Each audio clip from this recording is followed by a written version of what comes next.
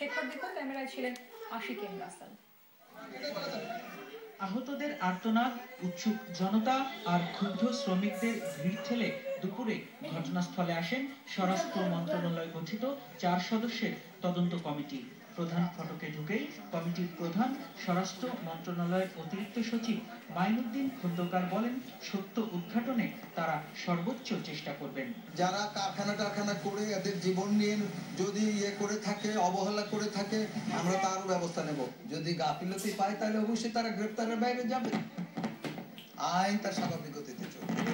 এরপর তিনি ভবনের সবগুলো তলা ঘুরে দেখেন। সমাপ্তি তিনি ফায়ার সার্ভিসের তদন্ত কমিটির প্রধান সহ সংশ্লিষ্টদের সাথে কথা বলেন।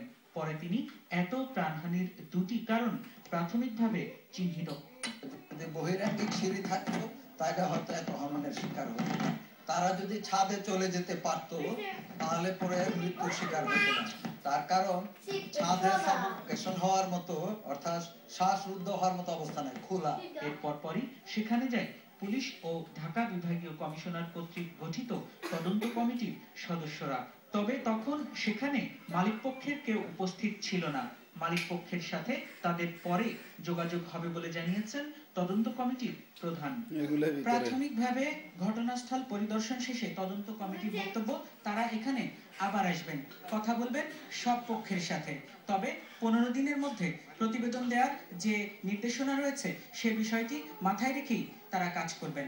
এদিকে আগুনে হতাহতের ঘটনায় আশুলিয়া থানায় পুলিশ বাদী হয়ে যে মামলা করেছে তাতে এটিকে দুর্ঘটনা হিসেবে উল্লেখ করা হয়নি।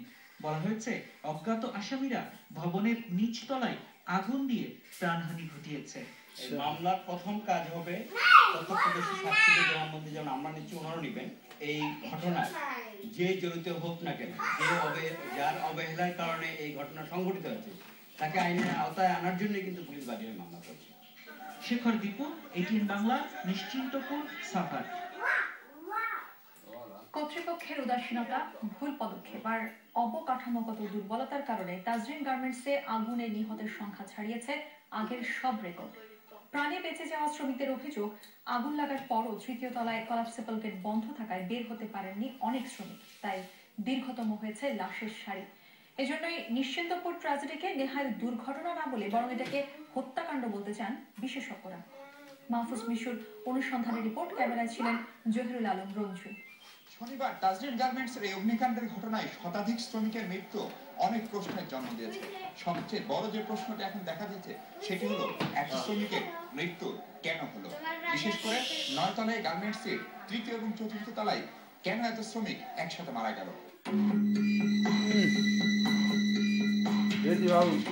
আগুনের লাগার এলাম বাজে নামতে লাগছি, পিএম স্যারের বলে কি জানা, না না কিছু হয় না, যাও যাও কাজ করো, আগুন লাগে না। দাঁড়ানের আর পিএম স্যারের ডাকাতে সরাই আমরা নামছি, নামার পরে আবার এরা গেট আটকে দিচ্ছি।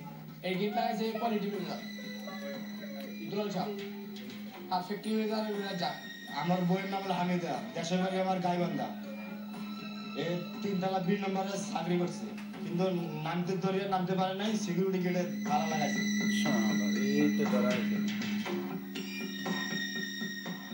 তাজরিন গার্মেন্টসের 3য় ও 4র্থ তলার কলাপসেবল গেটে এই ভাঙা তালা যেমন অনেক প্রশ্নের জন্ম দেয়, তেমনি সমর্থন করে প্রত্যক্ষদর্শীদের বক্তব্যকেও।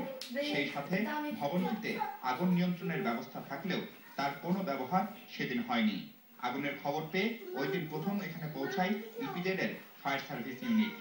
দরজা বন্ধ না থাকলে 3য় তলার অনেকেই প্রাণে বেঁচে যেতেন বলে মনে করেন সেই ইউনিটের প্রধানও।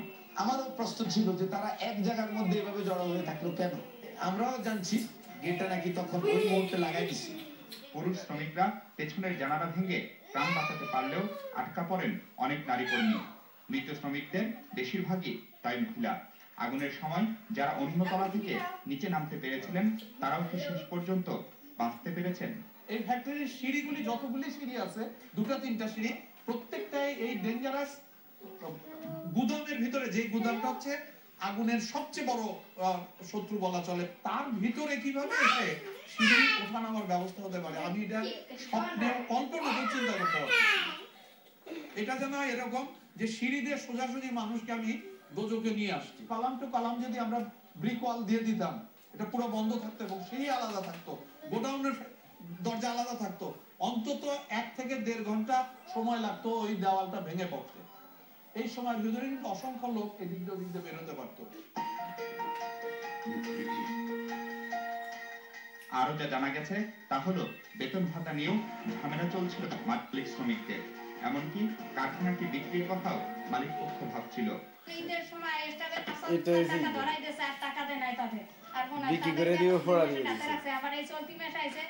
আগুন লাগার আধা ঘন্টা পরে ফায়ার অ্যালার্ম দিছে মাত্র 10 সেকেন্ডের মতো।